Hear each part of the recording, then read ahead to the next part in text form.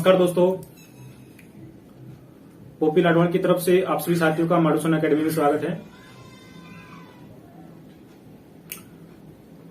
और आज का माय डियर फ्रेंड्स टॉपिक है हमारा इंग्लिश का है सिंटैक्सिस और सिंटैक्सिस के अंदर बिल्कुल बेसिक ग्रामर के रूल जो हैं वो हम लोग करते हैं।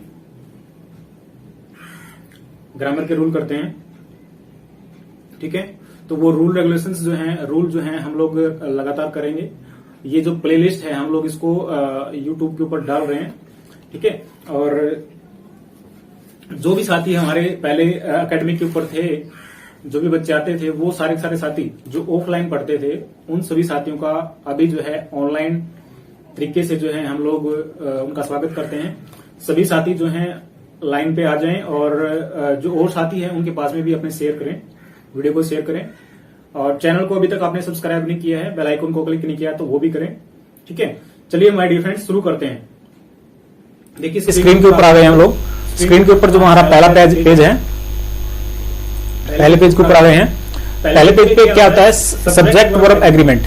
किसी भी सेंटेंस के नंबर तथा पर्सन्स के अनुसार वर्ब का प्रयोग जो है सब्जेक्ट वर्ब एग्रीमेंट कहलाता है। जैसा भी आप लोग स्क्रीन के ऊपर देख पा रहे हैं, सब्जेक्ट वर्ब एग्रीमेंट यानी जो सेंटेंस होता है, सेंटेंस के अंदर नंबर तथा पर्सन्स के अनुसार जो वर्ब का हम प्रयोग करते हैं उसको बोलते हैं सब्जेक्ट वर्ब एग्रीमेंट, ठीक है। अगर हमने ये एग्रीमेंट करना आ जाता है तो मैक्सिमम जो ग्रामर की जो मिस्टेक होती है वो ठीक हो जाती है, ठीक है। तो सबसे पहले हम लोग इनकी पहचान कर लेते हैं कि सिंगुलर सब्जेक्ट कौन सा होता है और प्लूरल कौन सा होता है, ठीक है।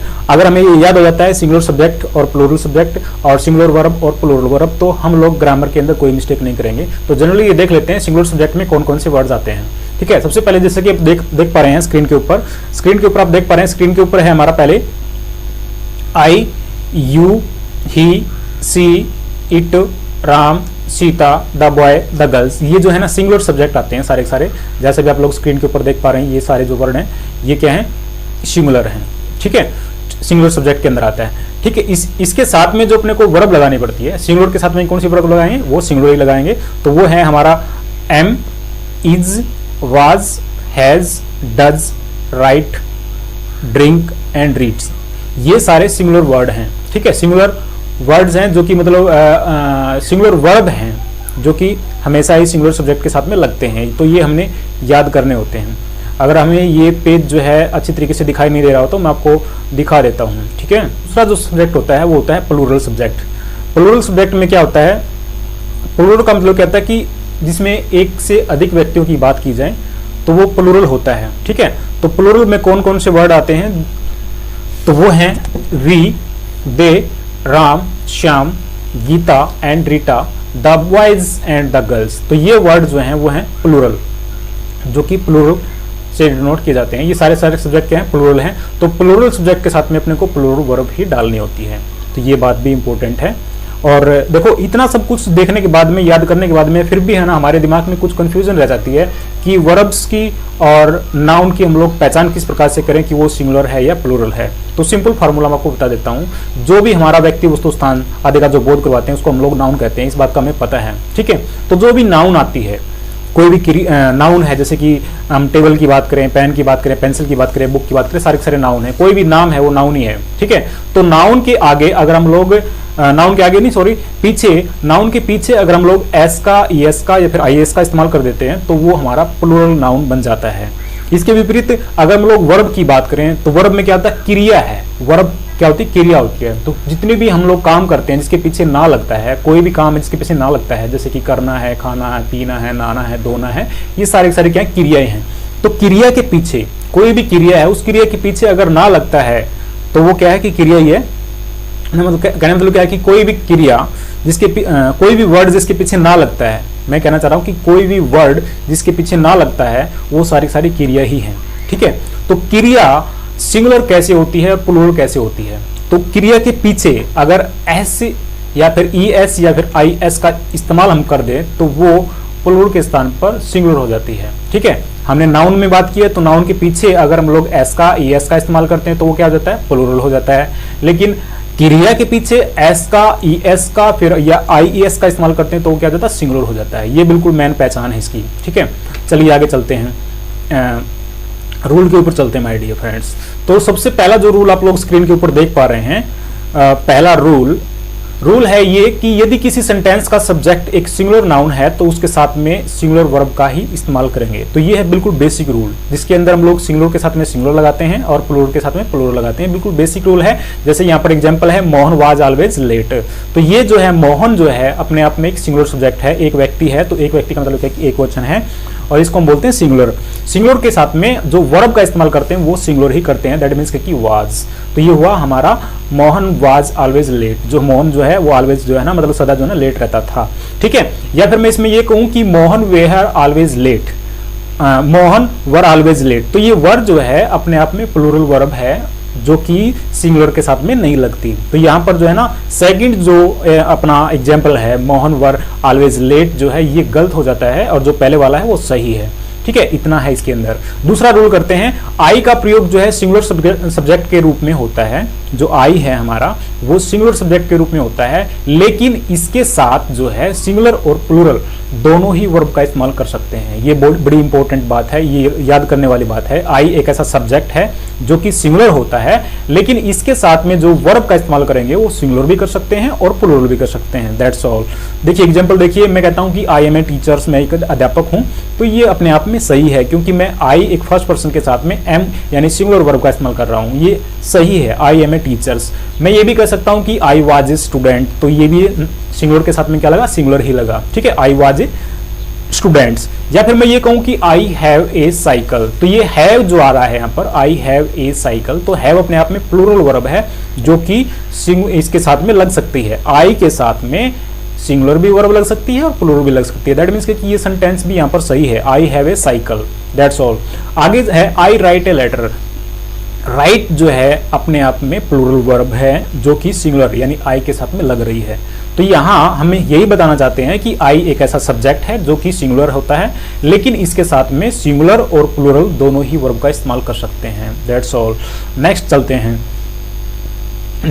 नेक्स्ट में है माय डियर फ्रेंड्स यू भी एक रूल में आता है। यू का प्रयोग जो है सिंगुलर और प्लूरल सब्जेक्ट के रूप में होता है, लेकिन इसके साथ प्लूरल वर्ब का प्रयोग किया जाता है। जैसे हमने आई का इस्तेमाल किया कि ये आई सिंगुलर है, लेकिन इसके साथ में सिंगुलर और प्लूरल का इस्तेमाल किया जा सकता है। उसी प्रकार से यू जो है सिंगुलर सब्जेक्ट होता है, सिंगुलर, लेकिन इसके साथ में जो वर्ब इस्तेमाल की जाएगी वो हमेशा ही प्लूरल की जाएगी।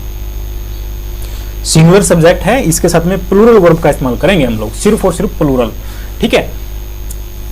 जैसे मैं कहता हूं कि इसमें रूल देखिए, दोबारा से देखिए, यू का प्रयोग जो सिंगुलर और प्लूरल के रूप में होता है। यानी यू जो है एक ऐसा सब्जेक्ट है जिसका प्रयोग जो है ना सिंगुलर और प्लूरल के रूप में होता है। हम इसको सिंगुलर में भी ले सकते हैं और प्लूरल के रूप में भी ले सकते हैं, लेकिन इसके साथ में जो वर्ब लगेगी वो हमेशा ही प्लूरल लगेगी। मैं ये कहना चाह रहा हूं, ठीक है।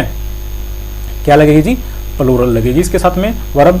देखिए एग्जाम्पल देखते हैं, यू आर ए स्टूडेंट, मतलब यू क्या है, एक स्टूडेंट्स के बारे में बात कर रहा है ना, यू आर ए स्टूडेंट्स यानी आप एक विद्यार्थी हो। दैट मीन्स कि ये एक विद्यार्थी के बारे में बात कर रहा है। तो यू जो है किस में यूज हो गया, सिंगुलर के रूप में यूज हो गया यहाँ पर, लेकिन वर्ब इसमें क्या लगा दी, आर। दैट मीन्स कि ये प्लूरल है। तो यू एक ऐसा सब्जेक्ट है जो सिंगुलर में भी लगता है और प्लूरल में भी लगता है। इसमें आर जो हमने लगा दी, हेल्पिंग वर्ब लगा दी, वो प्लूरल है, लेकिन यू यहाँ पर क्या है, सिंगुलर भी है और प्लूरल भी है। ये दोनों के दोनों सही हैं, ठीक है। यू आर इंजीनियर्स, तो ये भी जो है ना यू आर इंजीनियर्स, यहाँ जो ऊपर वाला सेंटेंस था यू आर ए स्टूडेंट्स, ये एक स्टूडेंट्स के बारे में बता रहा है। जो यू सब्जेक्ट है वो एक स्टूडेंट्स के बारे में बता रहा है कि यू आर ए स्टूडेंट्स, आप एक विद्यार्थी हो। लेकिन दूसरा जो सेंटेंस है यू आर इंजीनियर्स, ये एक से अधिक इंजीनियरों के बारे में बात कर रहा है। दैट मीन्स कि यू एक ऐसा वर्ड बन गया यहाँ पर जो कि सिंगुलर सब्जेक्ट के रूप में भी आ गया और प्लूरल सब्जेक्ट के रूप में भी आ गया, लेकिन इसके साथ में जो हमने वर्ब का इस्तेमाल किया हमेशा ही प्लूरल फॉर्म में किया है। तो ये हमने याद रखनी है। आगे अगर हम एग्जाम्पल की बात करें तो यू गो देयर, तो यहाँ गो भी क्या है, अपने आप में प्लूरल वर्ब है, और यू जो है मैंने जैसा बताया सिंगुलर में भी लगता है प्लूरल में भी लगता है। और यू वर प्लेइंग, तो यहाँ जो है ना सारे के सारे वर्ड्स के अंदर, सेंटेंस के अंदर सिर्फ हम यही बताना चाहते हैं कि यू एक ऐसा सब्जेक्ट है जिसके अंदर हम लोग प्लूरल वर्ब का इस्तेमाल करेंगे, ठीक है। लेकिन ये सब्जेक्ट जो है, सब्जेक्ट में सिंगुलर में भी आ सकता है और प्लूरल में भी आ सकता है, लेकिन इसके साथ में जो वर्ब लगेगी वो हमेशा ही प्लूरल में लगेगी। चलिए बहुत बढ़िया, नेक्स्ट में चलते हैं। नेक्स्ट है इंपॉर्टेंट रूल आ गया बिल्कुल, need not and dare not का प्रयोग। नीड नॉट और डेयर नॉट का प्रयोग जो है सिंगुलर और प्लूरल सब्जेक्ट के साथ में प्लूरल वर्ब में ही होता है, जैसा भी हमने पहले किया है। ठीक है, जिस प्रकार से हमने सिंगुलर और प्लूरल का इस्तेमाल किया है यू का, उसी प्रकार से नीड नॉट और डेयर नॉट का प्रयोग सिंगुलर और प्लूरल सब्जेक्ट के साथ, सिंगुलर और प्लूरल सब्जेक्ट के साथ में हमेशा ही प्लूरल फॉर्म में होगा। यानी नीड नॉट या डेयर नॉट कहीं पर भी आता है, ये हमेशा, तो इसमें सिर्फ यही दिखाया गया है, बताना चाह रहे हैं कि नीड नॉट और डेयर नॉट का प्रयोग जो ना हमेशा ही हमने प्लूरल फॉर्म में करना है। क्यों करना है? क्योंकि ये मार्जिनल एक्सिलरी वर्ब होता है, तब हमने इसको प्लूरल फॉर्म में डालना है जब ये मार्जिनल एक्सिलरी वर्ब के रूप में होता है। लेकिन ये नीड्स नॉट या डेयर नॉट अगर मेन वर्ब के रूप में आ जाए तो इसके ऊपर पहले वाला रूल चलता है, यानी सिंगुलर के साथ में सिंगुलर और प्लूरल के साथ में प्लूरल। तो यहाँ हम लोग बात कर रहे हैं नीड नॉट और डेयर नॉट, हिम्मत होना या फिर आवश्यकता होना, जो भी है इसका मतलब होता है। नीड का मतलब क्या होता है? जरूरत होता है, आवश्यकता होती है, और डेयर का होता है हिम्मत होना।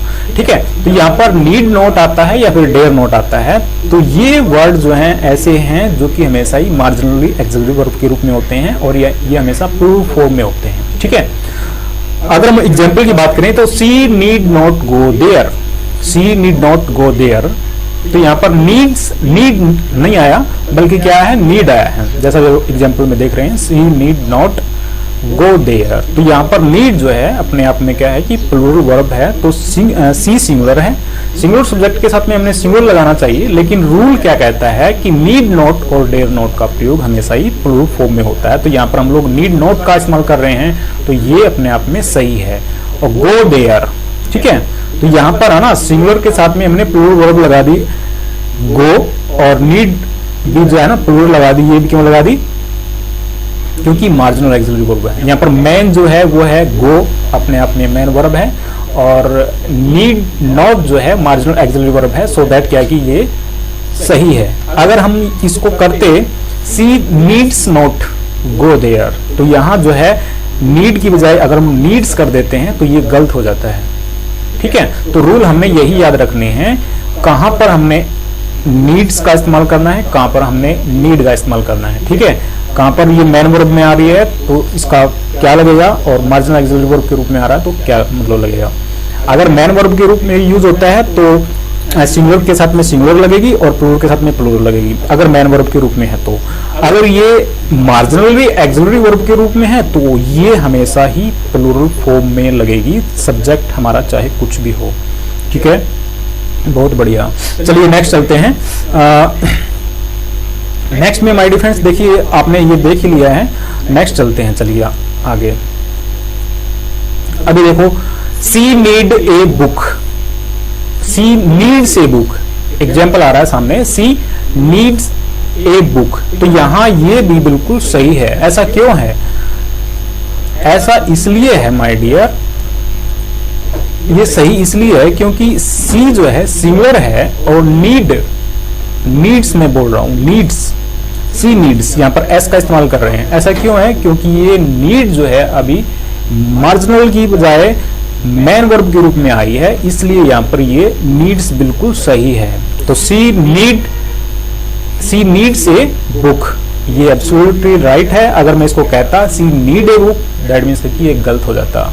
ठीक है, इसी प्रकार से दे नीड बुक, ये भी बिल्कुल सही सेंटेंस है क्योंकि दे अपने आप में प्लूरल है और नीड जो है अपने आप में प्लूरल वर्ब है, और बुक, तो दे नीड बुक, ये भी बिल्कुल सही है।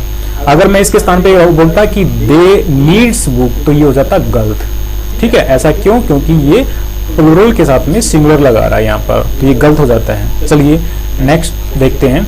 She does not need a book, she does not need a book, तो यहां पर ये भी बिल्कुल सही है क्योंकि मैंने कहा सी डज नॉट, सी सिंगुलर है, डज भी सिंगुलर है, नॉट भी लग गया। ठीक है, नीड जो है फिर प्लूरल लग गई। ऐसा क्यों? क्योंकि यहाँ पर डज जो है सिंगुलर है, मतलब मेन वर्ब है, और नीड जो आ रहा है, नीड ये मार्जिनल एक्सिलरी वर्ब आ रहा है। She does not need a book, उसको एक पुस्तक की जरूरत नहीं है। तो यहाँ पर नीड फिर किसके रूप में आया है? मार्जिनली एक्सिलरी वर्ब के रूप में आया है। सो दैट यहाँ पर ये भी बिल्कुल सेंटेंस सही है। आगे देखिए, he does not dare to go out in the suns, that's great, ये भी बिल्कुल एज इट इज वही एग्जाम्पल है, तो ये भी बिल्कुल सही है। He does not dare to go out in the suns, उसकी जो है he does not dare to go out in the sun. Sun माने क्या होता है? वैसे तो यहां पर सन मैंने इसमें डाल दिया, ये SON कर रखा है पुत्र, लेकिन SUN था, यहाँ पर स्पेलिंग मिस्टेक है। He does not dare to go out in the sun, sun मतलब जो है ना इन द सन, ठीक है। तो ये मतलब प्रिंट जो है इसके अंदर जो मैंने कुछ अल्फाबेट्स जो है गलत हैं, ये SUN होना चाहिए था। तो यहाँ पर मैं बताना क्या चाहता हूँ कि सिंगुलर के साथ में सिंगुलर वर्ब लगाया है, लेकिन ये डेयर यहाँ पर फिर भी जो है मार्जिनल एक्सिलरी वर्ब के रूप में आएगा, सो दैट यहाँ पर ये डेयर है, ये बिल्कुल सही है, ठीक है। तो नीड नोट को और डेयर नोट को हमने किस प्रकार से यूज करना है, और खाली नीड या फिर डेयर का हमने किस प्रकार से यूज करना है, बिल्कुल एक लाइन के अंदर यही है। अगर ये मेन वर्ब के रूप में आते हैं नीड या डेयर, तो हमने इसको अकॉर्डिंग टू सब्जेक्ट यूज करना है, यानी सिंगुलर के साथ में सिंगुलर और प्लूरल के साथ में प्लूरल। या फिर ये मार्जिनल एक्सिलरी वर्ब के रूप में आते हैं, तो इसको हमेशा ही हमने प्लूरल फॉर्म में डालना है, चाहे सब्जेक्ट हमारा सिंगुलर हो चाहे प्लूरल हो। ये क्लीन है, बिल्कुल अच्छी तरीके से ये कंसेप्ट जो है क्लियर है, क्लीन की बजाय क्लियर है, ठीक है। इसी प्रकार से आगे भी रूल है एक और, डेयर नोट और नीड नोट के बाद जो है इन्फिनिटिव विद टू का प्रयोग नहीं होता।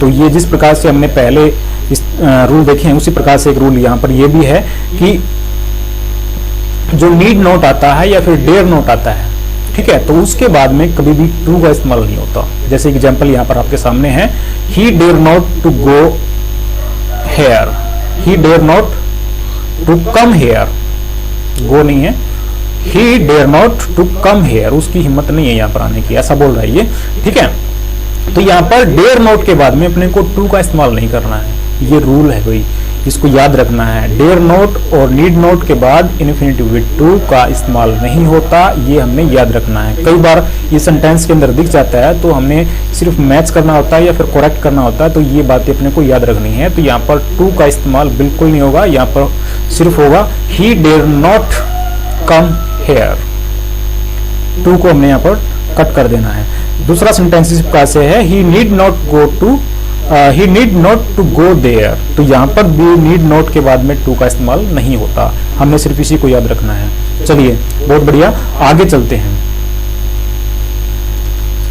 नेक्स्ट पेज के ऊपर आते हैं। नीड नॉट के बाद में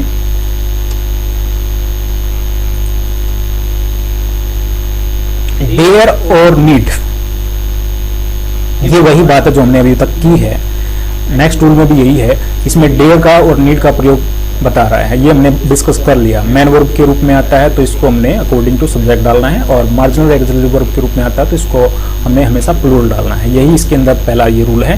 पांचवें रूल के ऊपर चलते हैं, यानी जो सुपोजिशनल सेंटेंस होते हैं, सुपोजिशनल सेंटेंस के अंदर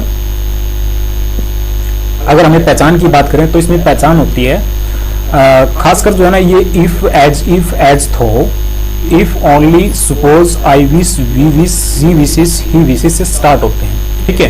यानी जो सेंटेंस जो है इफ से एज थो, और if only, suppose, I wish, we wish, she wishes या फिर ही विशेस से स्टार्ट होते हैं ना, तो इसमें क्या होता है कि कोरी कल्पना, मतलब एक असंभव सी शर्त, कोरी कल्पना कहें या फिर एक असंभव सी शर्त होती है इसके अंदर, ठीक है।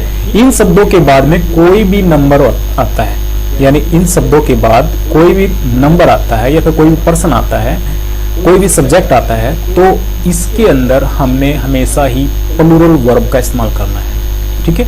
मतलब जो सुपोजिशनल सेंटेंस का मतलब क्या होता है, जिसमें कल्पना होती है, ठीक है, कल्पना, कोरी कल्पना होती है कि काश मेरे पास में ये होता, काश नहीं, वो तो कामना है, लेकिन कामना की बात करता है वो, कल्पना या कामना की बात होती है, ठीक है। कोई कल्पना की बात करता है या फिर कामना, कामना तो शुभ कामना होती है, लेकिन यहाँ पर कल्पना की बात कर रहा हूं मैं, ठीक है। कल्पना की बात होती है जिसके अंदर, या फिर कोई शर्त की बात होती है, तो इनमें जो ना इफ या फिर एज इफ या एज थो, जो वर्ड्स मैंने बताए हैं, जो लिखे हुए हैं इसके ऊपर, स्क्रीन के ऊपर आप देख पा रहे हैं, यहाँ से वर्ड स्टार्ट होता है, तो इसमें हमेशा ये हमने क्या करना है, प्लूरल वर्ब का इस्तेमाल करना है, यानी इसको पोजिशनल सेंटेंस बोलते हैं, ठीक है। जैसे मैं बात करूं, I wish Manisha were my wife, ठीक है, मनीषा काश मेरी वाइफ होती है, यानी मनीषा काश मेरी वाइफ होती है, ऐसा कुछ बोल रहा है ये। जैसे इसमें एग्जाम्पल की बात करें तो ये बोल रहा है कि I wish Manisha were my wife, काश मनीषा मेरी वाइफ होती या पत्नी होती, ऐसा बोल रहा है ये। तो इसमें काश है, कल्पना है, ठीक है। तो इस प्रकार के जो सेंटेंस आते हैं वो शुरू होते हैं इफ से, एज थो से, if only, suppose, I wish, we wish, she wishes या फिर ही विशेस से शुरू होते हैं। तो इसमें कोरी कल्पना होती है या फिर कोई असंभव सी शर्त का बोध होता है, तो उसमें हमेशा ही हमने क्या करना है, प्लूरल वर्ब का इस्तेमाल करना है। अगर हम यहाँ पर करते I wish Manisha was my wife, verb के स्थान पे हमने क्या डाल दिया इसके अंदर, वाज, तो ये वाज जो है सिंगुलर वर्ब है, तो यहाँ पर सिंगुलर वर्ब डालते हैं तो ये जो है गलत हो जाता है। तो हमें इसके अंदर क्या डालना है, प्लूरल वर्ब डालनी है। Okay, Raman talks to me as if he were the general manager of Madusan academy, यानी रमन इस प्रकार से मेरे से बात कर रहा था, एज इफ, जैसे वो माडुसन एकेडमी का मैनेजर है, तो इस प्रकार से वो बात कर रहा था। तो इसमें एज इफ का इस्तेमाल आ गया ना, तो एज इफ से जो सेंटेंस शुरू हो रहा है तो उसके अंदर हमने प्लूरल वर्ब डालनी है। तो एज इफ के बाद में ही आ गया, ही सिंगुलर है, तो सिंगुलर के साथ में अपने को वर्ब लगानी चाहिए सिंगुलर, लेकिन यहाँ पर रूल क्या कहता है, जो सुपोजिशनल सेंटेंस है उसके अंदर अपने को प्लूरल वर्ब का इस्तेमाल करना है। दैट मींस कि हमने यहाँ पर ही वाज के स्थान पर ही वर लगा दिया, क्योंकि यहाँ पर ही से पहले जो है एज इफ का यूज है, सुपोजिशनल सेंटेंस बोलते हैं इसको, ठीक है। या फिर इसके स्थान पर हम लोग इसको बोलते हैं, Raman talks to me as if he was the general manager of Madusan academy. तो यहाँ पर वाज जो आ रहा है वो क्या है, सिंगुलर वर्ब,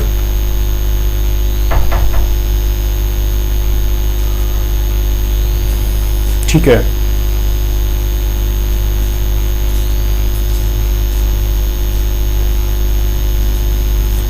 नेक्स्ट पे चलते हैं।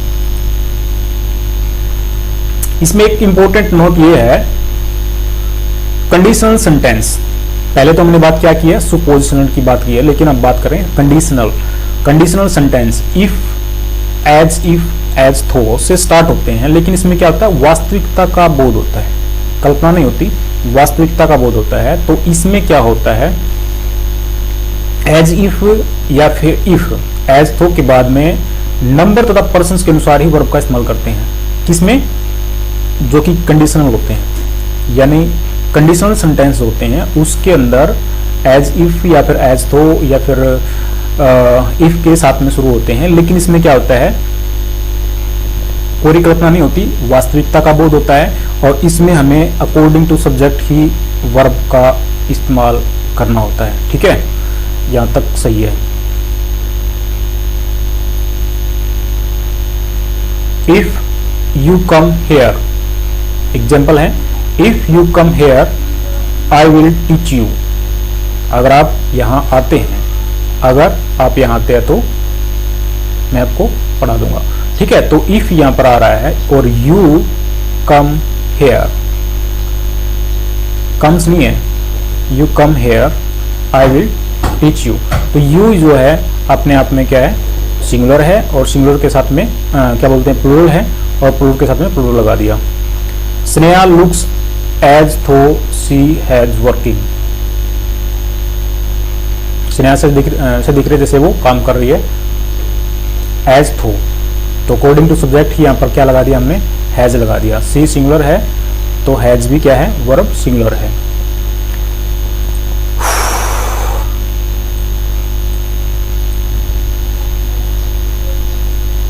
तो इस प्रकार के जो रूल है माय डियर, वो लगभग 30 के आसपास में है और सभी को हम लोग 1 बाय 1 डिस्कस करेंगे। लेकिन अभी जो है हम लोग बेसिक रूल को डिस्कस कर रहे हैं सिर्फ। नेक्स्ट करेंगे ऑप्टेटिव सेंटेंस को करेंगे। दो सिंगुलर नाउन आपस में मिलकर के सब्जेक्ट का रूप धारण करते हैं, तो उसमें क्या करेंगे वो जो है करेंगे, ठीक है। यानी ये जो नेक्स्ट रूल है वो आप लोग स्क्रीन के ऊपर जैसा भी देख पा रहे हैं, इसको हम लोग नेक्स्ट क्लास के अंदर करेंगे। ये जो सारे हैं 6 के बाद 7th 8 9 10 और 11 12 और 13 14 और 15, ये सारे रूल जो हैं नेक्स्ट क्लास के अंदर हम करेंगे। तो बने रहें चैनल्स के ऊपर, और अभी तक आपने चैनल्स को सब्सक्राइब नहीं किया है, बेल आइकन को क्लिक नहीं किया तो तुरंत करें। Thank you for watching.